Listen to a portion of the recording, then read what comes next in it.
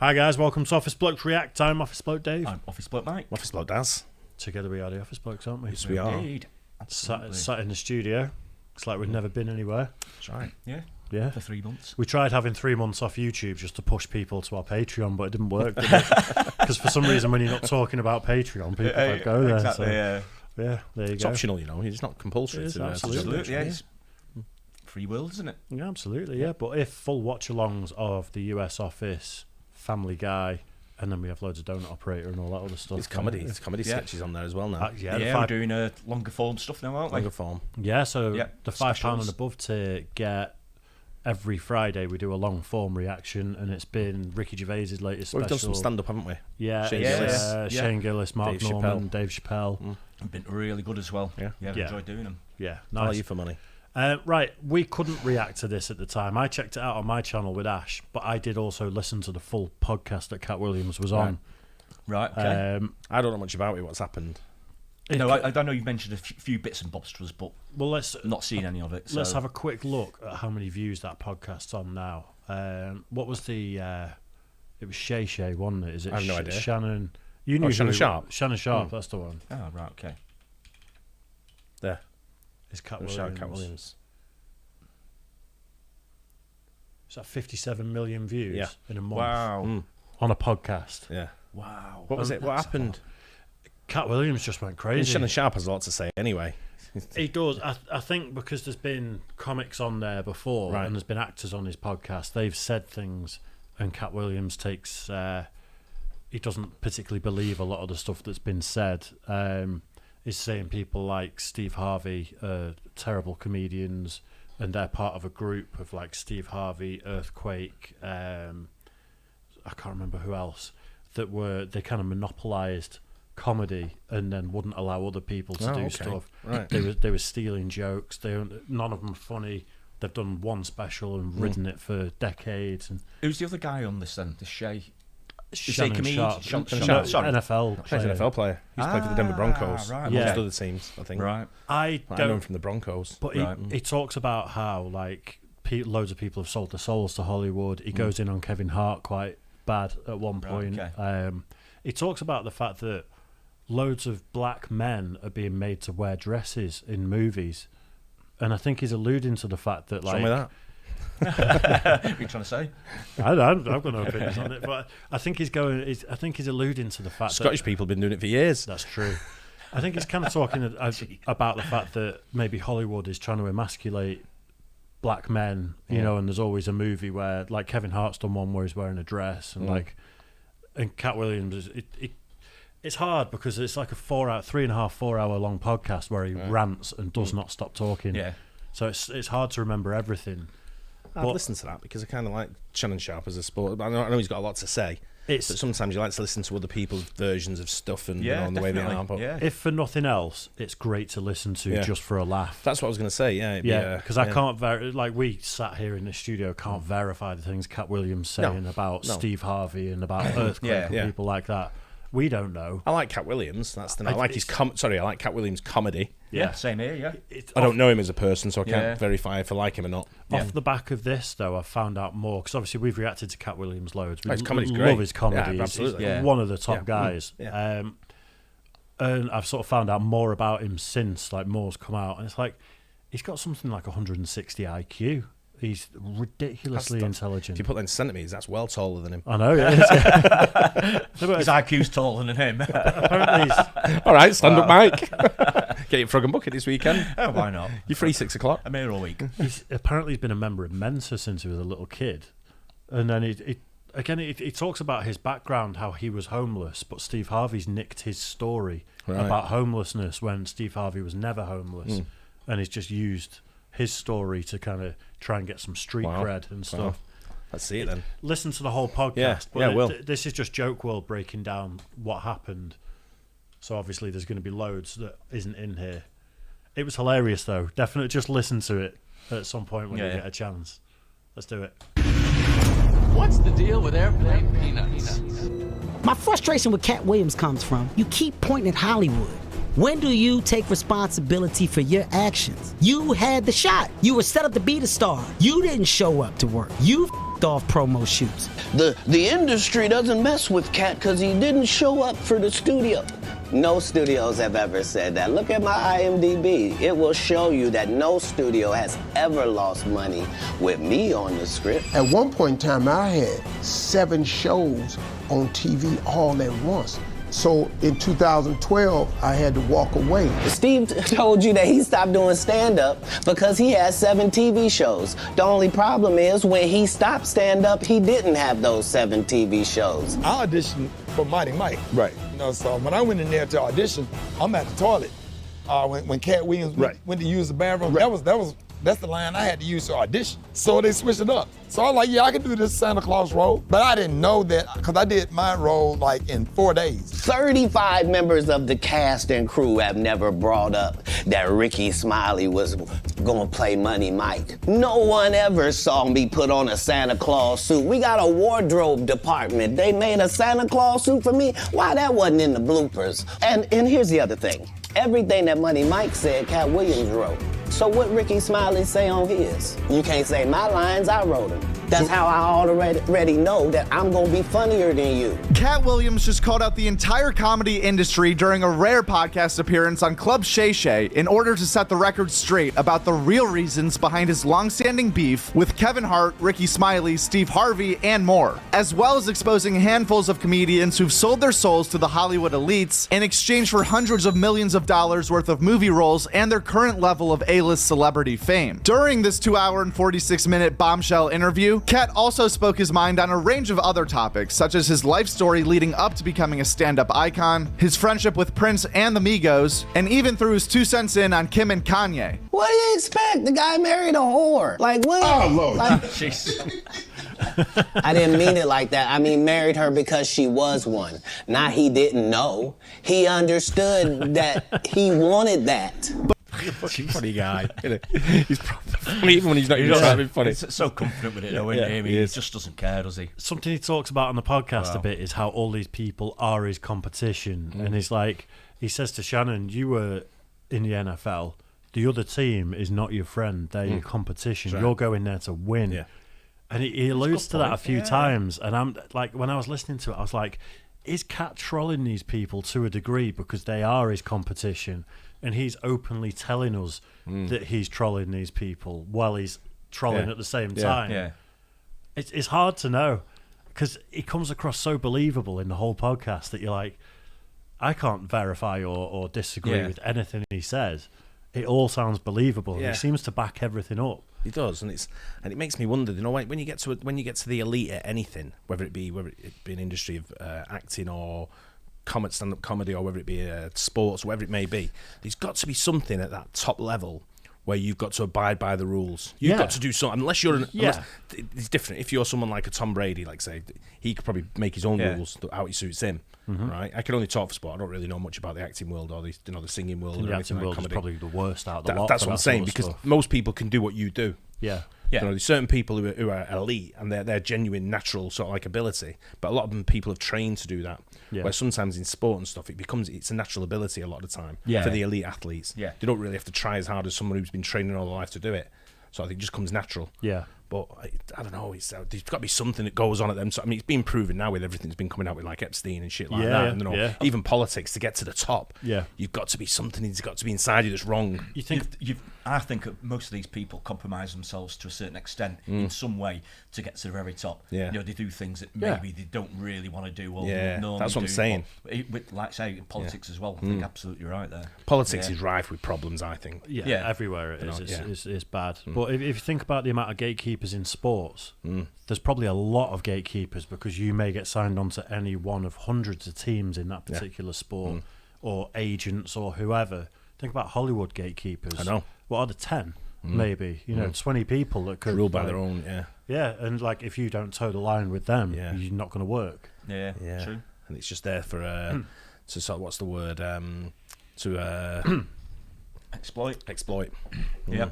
No, absolutely, yeah. Exploit, but pay you millions of dollars to exploit you. So exactly, there's worse exploitation maybe not at the start. in the world. Maybe not at the start. Maybe that exploitation grows a little bit. Yeah. And I'm waiting for that one whistleblower to come out and just go, F the lot of you. But whether they last that long to get the word out. Yeah. Because they're so powerful, aren't they? That's the money comes in as well, though, isn't it, you see? That's kind of what this is to a degree, though, because he's exposing a lot about Hollywood and a lot about what certain actors have to do to get roles and stuff. True, yeah. Male actors. He says that Harvey Weinstein tried to blow him. That's in the podcast. I thought you were going to put up no. after that. Right. Harvey Weinstein tried to blow Katt Williams. And Katt was like, nah, fuck off. And then he talks about someone else that was in the movie role. Yeah. And he's like, what the fuck did you have to do to get this one? Because I didn't do anything. Yeah, interesting. But in this video, we're just going to focus on the comedy beef. And not the work ethic they talk about. They tell you work ethic where they do all these movies. I'm the hardest working man. Well, no, everybody goes to work every day. Right. I'm saying, I go to work all the time. Everybody who works goes to work every day. Shut up. Shannon Sharpe has interviewed dozens of famous comedians on his show. But according to Shannon, he's been trying to get Katt Williams in the guest seat since 2022. The moment that Katt Williams agreed, however, he warned Shannon Sharpe that this interview will not only break the internet, but skyrocket Club Shay Shay to a whole new level, which is exactly what happened. The Katt Williams interview is going to hit well over 40 million views. Shannon's YouTube channel has gained close to 1 million new subscribers in the last 4 days alone. Wow. And at this point, most of the comedians called out by Katt Williams have responded in some way, shape, or form. But before we take a look at those responses, let's first hear a little more of exactly what Katt Williams had to say. Cedric told you when you asked him, did you steal Katt Williams' joke? Yeah. He said, it don't line up. How it don't line up that I did it on TV in 2018? You came to see me at the Comedy Store do it in 2019 and then did it on the Kings of Comedy. This is a televised joke that Mark Curry helped me punch up and get to the level that it was. The same Steve that went to go watch Mark Curry do his whole sitcom and then stole everything Mark Curry had. Now Steve got a sitcom where he the principal and he wear a suit. Then you ask him, why you not a movie star? I didn't want to be a movie star. This the same Negro that hated on Bernie with this same thing. I didn't want to be a movie star. No, you couldn't be a movie star. There are 30,000 new scripts in Hollywood every year. Not one of them asks for a country bumpkin black dude that can't talk good, baby, and look like Mr. Potato Head. There ain't none. You would have to have a range. I played a lot of characters, 60 movie roles. I'm not playing Katt Williams. I'm not gonna lie. It sounds to me like someone who's just been arrested by the police. It does, doesn't it? Yeah. He's fucking just putting up his defence. Chuck him in the drunk tank. Some guy in a pub you're talking to, and all of a sudden he's giving it all. He's just got a story. It's just a massive long story, and it's funny though. That's proper funny. It's just he's just a character, isn't he? Yeah, massively. It's just the fact that he doesn't seem to skip a beat with it. He doesn't. You're right. Like if he was bullshitting with all of this stuff, like it'd be hard to get away with it. Whereas it's almost like he's written a script for it. He's some people good at doing it. Yeah, but the people are coming out saying, he's talking shit to a degree. But some of the people he accuses of things have gone quiet since this and haven't defended themselves. There was someone that came in here one day, and we was chatting, and I went outside with one of the people who was in the entourage, and he turned around to me and went, it's fucking tiring listening to his bullshit. He talks that much bullshit, you start believing it. And it's one of them type things. He talks it that well. Yeah. But sometimes you're thinking, is it bullshit or is it real? Yeah. Because he's talking it that well. He's putting it together so good. Yeah.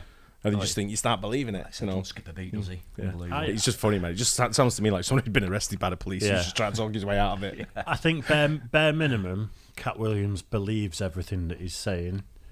But I think there's probably a lot of truth in what he's saying as well. Oh, and maybe probably, he's just exaggerating things for comedic value or something. Oh, yeah, I'm sure there's a bit of that. Because he's a comedian. He's a top level comedian. He's one of the best. So it's his voice that gets me, the way he describes things. The way he talks, it's it's funny. You just imagine him like that in real life. Yeah, I know, yeah. It'd be tiring, wouldn't it? You spend an hour with him. I don't know. I think it'd be funny. In there. For a 5-year period, every single movie that Kevin Hart did was a movie that had been on my desk, that all I had said was, just, can we take some of this step and fetch it shit out? And then I can do it. Like, it don't need to be overtly homosexual, because I'm not homosexual, right? It doesn't need that to be funny, right? And me saying that and them going, oh yeah, no problem. And then going to give it to this other guy and having him do it just like it was and acting like I'm a bad person because I keep standing on my standard. You know what the number one job of somebody that sold their soul in Hollywood is? What? Is to act like it didn't happen. They all do the same job. Why do you think Gary Owen can't cross over and he already white and been in comedy for 25 years? If what I say ain't the case. This is how you end up with a Michael Blackson who's a real African doing a fake African accent. Okay, this guy is mad at me. All I did was give him the best advice of his life. Remember, he was wearing dirty dashikis. And I told him he needed to dress to be in the position that he's trying to say that he's in. And if you're the African king of comedy, sir, there's actually comedians in Africa doing comedy. If you're going to say that, you got to go to Africa and get a school, dude. Everybody got, you got to put in some work. And these guys, they take my advice, they change their whole persona, and then they hate me for it. This is like Steve Harvey telling people he used to be homeless. That's my story. That's not his story. Steve Harvey wasn't never homeless. When Mark Curry was touring with him 25 years ago, he was making $3,000 a show in cash and doing 5 shows a week. They just tell the stories. Thanks to my wife, I'm where I am. You said that about the first wife. You forget that? You told us it was her. Then you went and married somebody else that think like a man. Like, what are you talking about? They think they can rewrite history. Guy Torrey did a beautiful special about the Comedy Store and Fat Tuesday where he said that Steve and Cedric and Kevin Hart and Tiffany Haddish came through there and made... All lies. Steve and Cedric never performed at the Comedy Store at all. Tiffany was only seen at the Laugh Factory. In 15 years in Hollywood, no one in Hollywood has a memory of going to a sold-out Kevin Hart show, there being a line for him ever getting a standing ovation at any comedy club. He already had his deals when he got here. Have we heard of a comedian that came to L.A. and in his first year in L.A. he had his own sitcom on network television and had his own movie called Soul Plane that he was leading? No, we've never heard of that before that person or since that person. What do you think a plant is? Katt Williams won Cedric the Entertainer's and Anheuser-Busch Best Los Angeles Comic Award. Did you win that award, won Katt Williams? It's a simple yes or no. It's not a rhetorical question. It's a question that probably should have been asked to Cedric the Entertainer. I'm asking you. I got you here, though. I know. I couldn't believe Cedric didn't get asked that question. You still a dude's joking and giving an award, and then 10 years later you don't know nothing about it. Hey, but I promise you this. What? If he sees me again before he sees you, he'll be talking different when you see him. That's for certain. That's the difference. That's what these comics understand, is that I'm not doing nothing for clout. I don't even recognize clout. But eventually the Lord is gonna let me and you be in one hallway. Kevin Hart done went 25 years without ever being in the same building with me at the same time. If I go in the building, he walk out. You've never seen us in the same building ever in 25 years. It's like that. Why? Why? Yes. Because I'm really the product. It's not what you think. I am never under the influence of anything. I'm always in my right mind. That would be like me being on Joe Rogan. Joe don't want me on there. I need to be on Shannon. Joe got 6 comedians that never been funny. He want to push out. But that's really how it is. I'm so sorry I'm competitive. Kevin Hart was quick to respond to Katt's comments, ironically using this drama as a way to advertise his new movie, saying, quote, "Gotta get that anger up out you, champ. It's honestly sad. Please enjoy my movie trailer to my next film, Lift, which will be dropping on Netflix in 8 days. There's a moment in the trailer where they say they really love you. I now know she's talking about Katt. Mark your calendars, world. This one's special." Michael Blackson had multiple responses, first tweeting, "I'm so confused. I'm African with a fake African accent. My accent had me roasted every day in school and in the comedy clubs in America, and I wish I could get rid of it. Even my Philly accent is fake. I guess the only real thing about me is my deek." And then went on to list his top 10 black comedians alive, putting Katt Williams number 4, but clarifying that we all have to agree he's not the same Katt from 2005. Tiffany Haddish was next to chime in, saying, "I am not mad, I just wish he would get his facts right about me. Dang, I guess I will send him a reminder text." But are we sure that's Katt Williams? He looks a lot like Charleston White. Gary Owen quote tweeted someone asking for clarification, saying, "I'm not sure if Katt was giving me respect or saying I'm not shit." And finally, Joe Rogan quote tweeted the clip of Katt calling out his show and said, "I love Katt. He's one of my favorite comics and I'd love to have him on. We talk about him all the time. If he's down, I'll make it happen." And a few comedians who are commonly on the Joe Rogan Experience also reacted to being called out by association, such as Giannis Pappas, who said, "I know you ain't talking about me, Katt. I'll show you address." Joe List said, "Well, maybe I've never been funny on the show, but I've had my moments on stage by myself." And Mark Norman, who said Katt Williams just dropped the Black Epstein client list. Ever since this episode started going viral, there's been people calling what Katt Williams did a publicity stunt, claiming that nobody was talking about Katt a few months ago, but now he's the toast of the town after saying a few inflammatory statements. The truth don't need motivation. I'm just saying I can't let these dudes lie. Cedric's sitting here telling you why he ain't a movie star. He over here look like a walrus. You didn't say nothing. He can't even get his arms off his stomach sitting over here. Why I'm not a movie star. What? It's a situation. He never wrote anything. Remember, when Cedric the Entertainer starts, he's supposed to be singing, dancing, and telling jokes. That's why he's called the Entertainer. Right. We found out he can't sing, can't dance, and doesn't write jokes. He did 4 comedy specials. They're so bad, Shannon, they're not available on Netflix or Tubi. After watching the entire 3-hour podcast, it's hard to say Katt Williams doesn't sound believable, especially because outside of Joe Rogan, none of the responses so far even address the detailed stories that Katt Williams laid out for us on Club Shay Shay. If he truly isn't telling the truth, I don't see why any of these comedians who all have huge platforms of their own haven't come out with any actual facts to prove Katt wrong. Although it is understandable to not want to engage directly with Katt if these are lies and escalate this conflict even farther, but at this point, 35 million people have watched this podcast, not to mention the hundreds of other clips that have already been posted, so you'd think clearing this up would be a top priority for all these comedians. And it will be interesting to see if any more comedians respond. And hopefully, Katt Williams even takes Joe Rogan up on the offer to have him on the podcast. All of this seems like the type of topic Joe Rogan would love to go super deep into. If Katt doesn't go on JRE, it might be years before we hear from him again. Joe got 6 comedians that never been funny he want to push out.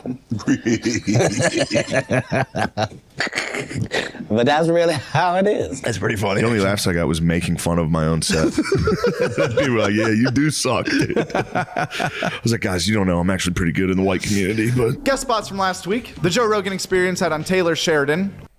A little bit of a taster for you. I don't fancy arguing with him. Yeah. It's only about 5 foot, isn't he? He talks about the fact that he always carries a gun on that podcast. No, I just mean argue verbally with him. That's You wouldn't get a word in. No, that's what I mean, yeah. It'd be, He said that at one point he talks about going through the hood, pushing a pram, and he's always got a gun on him. And he's like, "I'm not bothered. Anyone wants to come and try it, they can have it." Basically, and you're like, "Whoa, Jesus Christ!" I just think with him there, he's hit the nail on the head. The reason you've probably not seen him and Kevin Hart, probably the same guy, right? Same height. Yeah. You know what I mean? Yeah, I never thought of that. Yeah. I like Kevin Hart. Same. That's the thing. And I like Steve Harvey. Yep. We've reacted to a bit of Earthquake. Yep. Not massively memorable for me. I can't remember any Earthquake bits. Yeah, we did Cedric. We're going off what they're like on stage and this, that, and the other. And TV personalities as well, don't forget Steve Harvey. A bit more personal, I think, with Katt Williams, isn't he? I think he knows things behind the scenes more, doesn't he? And rather than we do, we don't know. I think he's got to go on Joe Rogan and sort of like push it out there and talk about what he's got. But it'd be also good to see the other comedians get on with it maybe. And see if they can, but again, I'm not sure how much of a word you'll get in. I don't think he needs to do any more, and I think the other people don't need to respond at this point. Yeah. But if he wants to do more, he could easily go on Rogan, and it'd be one of the best episodes. Yeah, I think so. He'd get more views than that, I think. I think even I listened to that. Yeah, I think Rogan averages. I think he averages 11 million views per episode. Really? Wow. Yeah. So it'd be through the roof, wouldn't it? What's up to now? Is it 40-odd million? Did you just 57 on it when we looked? 57, but that's not accounting for streaming platforms. Yeah, that's people may have listened to that on Spotify and stuff like that. So YouTube, it's probably getting close to 100 million. Probably more than that. Huge. Yeah. Katt Williams is just a funny guy. He's off his chops, isn't he? He's absolutely off his chops. I love that. I love that energy he's got and the whole persona about him. Sort of like the way he Yeah. is. You know, he's won all them Super Bowls because he's got all the rings on. Yeah. Well, he's so confident in himself, isn't he? He's absolutely, utterly convinced by everything he's saying there. He really is. I think with his intelligence being as high as it is, though, it is possible that he's just playing games of chess constantly. Yeah. Maybe, you know, maybe. and it's like he knows exactly what to do and say. But It's a tough world. It's a very sort of like competitive world, isn't it? Comedy. Yeah. To be the number one. Yeah. You know, if you're looking at the number one comics of the globe, then obviously you've got to break America. Really, I think to be a global comic. Especially from the outside, at first, you just tend to think that all comedians get on with each other and they're all chummy and all pally, but. Like I say, I don't think it's like that, is it? I think there probably is a lot of not once it gets to doing for movie roles and stuff like that as well. That's it. Someone signs $100 million 3-movie deal, and you're like, I'm funnier than him. What the fuck? And then exactly. Yeah. There's a lot of money in there, isn't there? But people say that to me loads of times. Like, what do you do on your YouTube channel? And suddenly go, I'm funnier than you. I go, do it then. I'll give you the studio for free. Come and do it. It's not like there's no new YouTube channels. It's not like we've used them all, is it? Yeah, wait for a YouTube channel to become available. And the next question to me is, well, what shall I talk about? Yeah, what should I do? It's like, well, there you go. That's what we think every time we sit down. No. Very good that. I've got to say, like, in the defence of some of these other people, everyone does have their own idea of how they're going to do life. Yeah. You know, and someone may do comedy as a platform to become an actor, and someone may find it funny to be like, I'm going to wear a dress in that movie. That's hilarious. Yeah. You know, so like it's what you can have your opinion about what people are doing. Yeah. Everyone's living their own life at the end of the day. So I agree. Like Kevin Hart, I think is a great. He does some good movies. He's a great actor. I think Kevin Hart's great. He's a funny stand-up comic. Yeah, I do like Kevin Hart. Yeah. So I mean, if he wants to wear a dress in a movie, let him do what he wants. Whatever. It's whatever he's selling him. Whatever sells movies at the end of the day that makes him wants it. It's what I'm getting to is that thing where we were talking before the when you go up to the top of something, what you have to do and what you have to get involved in that's not right, that we don't know about. Yeah. But what level do you get to where someone sort of like says, you got a minute? And then all of a sudden you're like, fucking hell, I didn't expect it to be like this. The Illuminati level where, you know, wear this robe. And some of the stuff that comes out, like say with the Epstein stuff, then you think, fucking hell. Yeah. I didn't. You kind of knew it went on, but I mean, we heard it more over here with Prince Andrew. Yeah. And all that stuff that's going on there, and you look at it and you think, really? It's that level? Yeah. I think realistically, it's probably just a very exclusive country club somewhere, isn't it? That's, you know, you've got to be a billionaire to be a part of, and they all sit round together and make the decisions. But what I'm saying is wrong. I agree. Not that they're in that club together, it's what they do in that club. Yeah. It's wrong. Yeah. Know what you have to do to get there as well, maybe. But they're all just untouchable gangsters that run loads of industries, basically. Money at the end of the day, innit? Yeah. Money and power. Yeah. We own that. We know that. Yeah. There you go. Anyway, hope you guys enjoyed that. I know we certainly did. Yeah. Don't forget, like and subscribe. I'll catch you on the next one. Cheers, guys. Cheers.